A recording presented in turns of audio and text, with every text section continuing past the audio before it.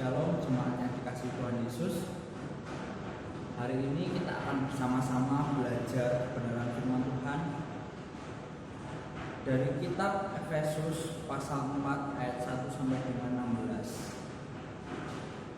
Demikian firman Tuhan dalam perikop persatuan jemaat dan karunia yang berbeda-beda. Sebab itu aku menasihatkan kamu, aku orang yang dipenjarakan karena Tuhan, supaya hidupmu sebagai orang-orang yang telah dipanggil berpadanan dengan panggilan itu. Hendaklah kamu selalu rendah hati, lemah lembut, dan sabar. Tunjukkanlah kasihmu dalam hal saling membantu, dan berusahalah memelihara kesatuan roh oleh ikatan damai sejahtera, satu tubuh dan satu roh, sebagaimana kamu telah dipanggil kepada satu pengharapan yang terkandung dalam panggilanmu. Satu Tuhan, satu iman, satu baptisan, satu Allah dan Bapa dari semua, Allah yang di atas semua dan oleh semua dan di dalam semua. Tetapi kepada kita masing-masing telah dianugerahkan kasih karunia menurut ukuran pemberian Kristus. Itulah sebabnya kata Nas, tatkala ia naik ke tempat tinggi, ia membawa tawanan-tawanan, ia memberikan pemberian-pemberian kepada manusia. Bukankah ia telah naik? Berarti bahwa ia juga telah turun ke bagian bumi yang paling bawah. Ia yang telah turun, ia juga yang telah naik jauh lebih tinggi daripada semua langit, untuk memenuhkan segala sesuatu.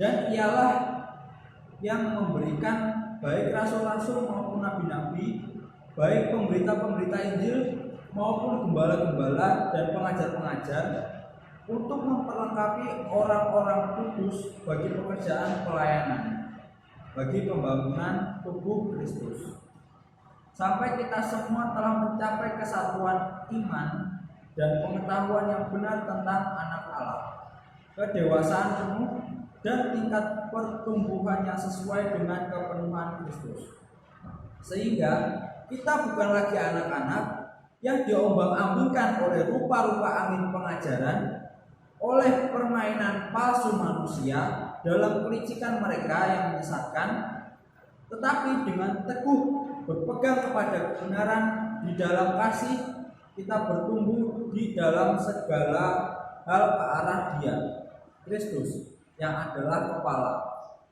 Daripadanya lah seluruh tubuh yang rapi tersusun dan diikat menjadi satu oleh pelayanan semua bagiannya, sesuai dengan kadar pekerjaan tiap-tiap anggota, menerima pertumbuhannya dan membangun dirinya dalam kasih. Amin. Jadi pada surat Paulus kepada jemaat di Efesus ini, ia menasihatkan perihal kesatuan jemaat.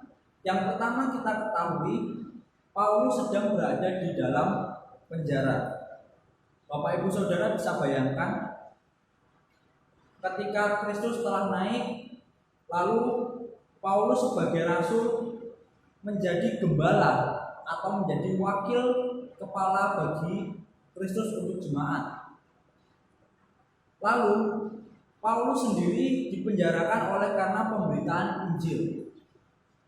Otomatis ya Bapak Ibu Saudara, jemaat yang dikepalai, yang digembalakan oleh Paulus itu, mereka akan merasakan kekhawatiran, merasakan ketakutan. Seakan-akan tubuh yang kehilangan kepala, ya, mereka akan mati dan kesatuan mereka tidak terjamin. Oleh sebab itu, Rasul Paulus di sini yang memposisikan diri sebagai gembala jemaat, ia menasihatkan supaya jemaat ini hidup di dalam kesatuan, sehingga jemaat memahami bahwa mereka adalah satu tubuh dan Kristus adalah kepalanya. Inilah hal yang sama seperti kita saat ini, Bapak Ibu Saudara. Di masa pandemi kita tidak dapat berkumpul bersama-sama di dalam gereja untuk mendengarkan firman Tuhan ataupun beribadah memuji nama Tuhan bersama-sama. Namun melalui kecanggihan teknologi, melalui handphone ataupun laptop dan juga aplikasi YouTube, kita dapat mengakses ibadah ini dari rumah. Kita dapat mengakses penyampaian firman Tuhan dari rumah kita masing-masing. Tidak perlu datang ke gereja untuk bersama-sama bersekutu. Nah, memang adanya pandemi ini kita dituntut untuk melakukan hal ini. Kita tidak boleh bersekutu di gereja, tidak bisa bersatu, berkerumun, tidak bisa berkumpul bersama-sama. Namun ada solusinya, yaitu bisa beribadah di rumah tadi. Ketika kita berpikir seandainya kita adalah satu lidi ini, maka ketika dipatahkan, ia akan mudah sekali untuk patah. Ya, perumpamaan ini Bapak Ibu Saudara banyak sekali telah mendengarkannya. Pasti sudah familiar dan sudah mengetahui. Oleh sebab itu, ketika kita beribadah kepada Tuhan secara pribadi saja, itu tidaklah cukup Bapak Ibu Saudara. Kita akan mudah dipatahkan tadi menjadi kepingan yang kecil-kecil sampai hancur sehancur-hancurnya. Namun ketika kita berada dalam satu ikatan, maka lidi-lidi yang kecil itu tadi dia akan saling menguatkan. Mungkin di sini saya ada 3 potong lidi, tetapi kalau kita berimajinasi, kalau kita membayangkan ada banyak lidi yang saya genggam saat ini, maka saya patahkan, saya coba untuk patahkan, lidi itu akan bersifat tetap. Dia akan saling menguatkan satu sama lainnya. Demikian halnya kita sebagai tubuh Kristus, ya. Walaupun kita bergabung dalam satu gereja yang jemaatnya banyak, tidak menjamin kalau dia akan kuat. Jemaat yang banyak yang tersebar, yang tidak memiliki kesatuan, mereka akan mudah sekali untuk dipatah-patahkan. Iman mereka akan patah, akan hancur. Demikian pula saat pandemi ini, ketika kita harus dipisahkan oleh karena keadaan, pertanyaannya, apakah kita kuat, apakah kita mampu? Mungkin Bapak Ibu Saudara masih berpikir saya mampu, tapi kita tidak pernah tahu tantangan kedepannya apa yang akan kita hadapi. Dengan adanya persatuan, dengan adanya gereja sebagai tempat untuk berkumpul, ini menjadi suatu penguatan tersendiri bagi orang-orang percaya. Nah, begitu pentingnya kita untuk memelihara satu kesatuan di dalam tubuh Kristus ini. Sama seperti nasihat Paulus tadi, supaya jemaat berusaha untuk menjaga kesatuan ini. Namun pertanyaannya sekarang adalah, bagaimana cara kita supaya tetap satu dalam Kristus? Paulus menasihatkan, ada 3 poin penting yang saya ambil dari nasihat Paulus ini.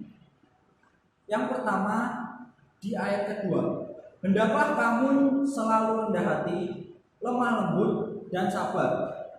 Tunjukkanlah kasihmu dalam hal saling membantu. Jadi ada 2 aspek di dalam poin yang pertama. Yang pertama mengenai diri sendiri, yaitu sikap yang rendah hati, lemah lembut, dan juga sabar.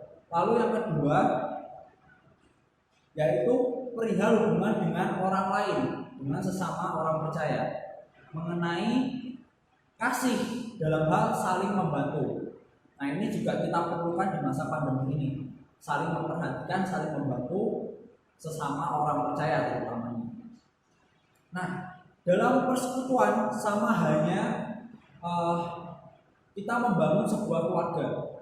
kita membangun tubuh Kristus, membangun jemaat Kristus, membangun gereja, itu sama dengan membangun sebuah keluarga. Ketika di dalamnya tidak ada sikap rendah hati, tidak ada sifat lemah lembut dan juga sabar, maka keluarga itu tidak akan harmonis. Jemaat itu, kesatuan dalam Kristus itu tidak akan harmonis, tidak akan ada kesatuan dalam Kristus,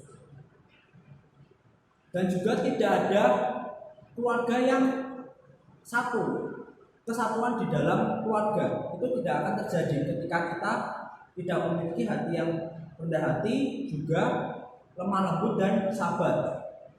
Mengapa demikian Bapak Ibu Saudara? Mungkin kita dalam kehidupan bergereja ini melihat beberapa sosok yang kita anggap itu adalah orang-orang yang tidak baik, ya.